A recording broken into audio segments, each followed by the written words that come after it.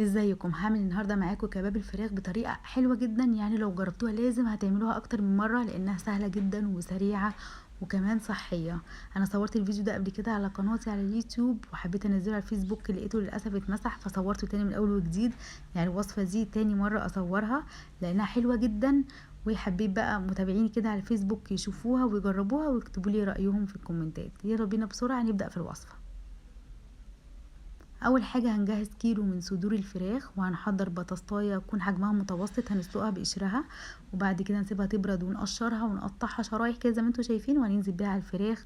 معلقه كبيره من ورق البقدونس، معلقه من البقسماط، معلقه صغيره من الملح، معلقه صغيره من الفلفل الاسود، معلقه صغيره من البابريكا، وكمان عصير ليمون. يا جماعه الليمون بينقل الفراخ كده لحته تانية خالص، يعني ما تستغنوش خالص عن الليمون،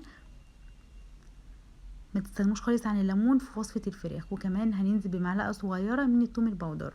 هنطحن بقى كل الكلام دوت كده لحد لما الفراخ تنعم جدا مع البطاطس مع كل المكونات، لحد لما توصل للقوام اللي انتوا شايفينه. هنجيب بقى اللي هي الستيكس الخشبية ديت او العصيان الخشب، وهنشكل عليها الكفتة. بعد ما شكلناها هشكل كل الكمية بنفس الطريقة. انا كده خلاص خلصت الكمية كلها. هنشوف بقى هنعمل كده صوص حلو جدا او هنعمل خلطة حلوة جدا هندهنها على الفراخ، هتحول كده الفراخ لحتة تانية خالص.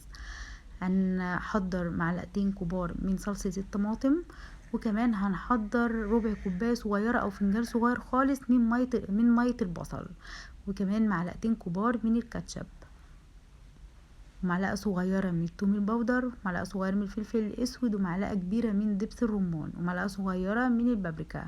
نحط شوية كمان من الخل، ونقلب بقى الخليط ده كله مع بعض، ونحضر معلقة زبدة ونقلبهم كويس. انا جبت رغيفين عيش اللي هو العيش الشامي او العيش الابيض ودهنته، هدخله الفرن ياخد بس تحميصه كده بسيطه، بيبقى حلو جدا مع وجبه الفراخ ديت، بيديها كده يعني تاكلوا معاه بيبقى طعمه بجد خطير.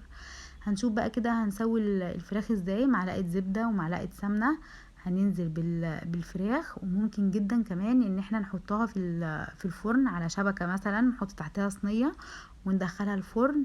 وكمان ندهنها بقى بالخليط دوت، اذا كان هنعملها في الفرن او بالجريل. يا جماعه اول ما ندهن الخليط دوت على الفراخ هتلاقوا كده ريحه حلوه جدا، وكمان بتديها طعم بجد رهيب، وتديها كمان لون حلو جدا.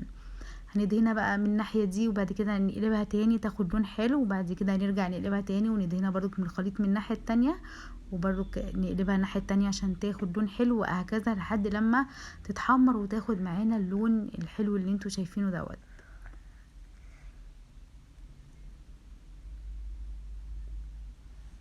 كده خلاص هي خدت اللون الحلو، وكمان استوت حلو جدا. هنشيلها بقى نرفعها كده من على الجريل.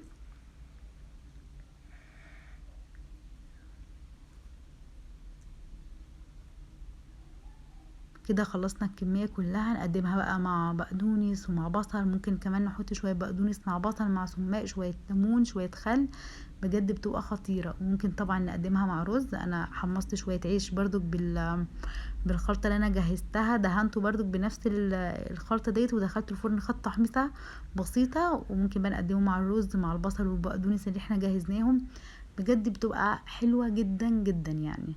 ممكن كمان نقدمه مع العيش اللي احنا عملناه. مش قادرة اقول لكم بقى وطعمه حلو قد ايه مع الوصفة ديت.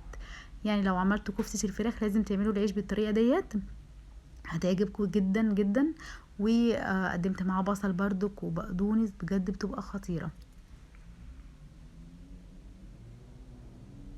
بص بقى الكفته قد ايه طريه طريه جدا، وفي نفس الوقت متماسكه، لان الفراخ يا جماعه ما نحطلهوش بصل. يعني دي نصيحه مني، لو تعملوا كفته فراخ او برجر بفراخ ما تحطلهوش بصل، لان البصل بيخليه طري جدا.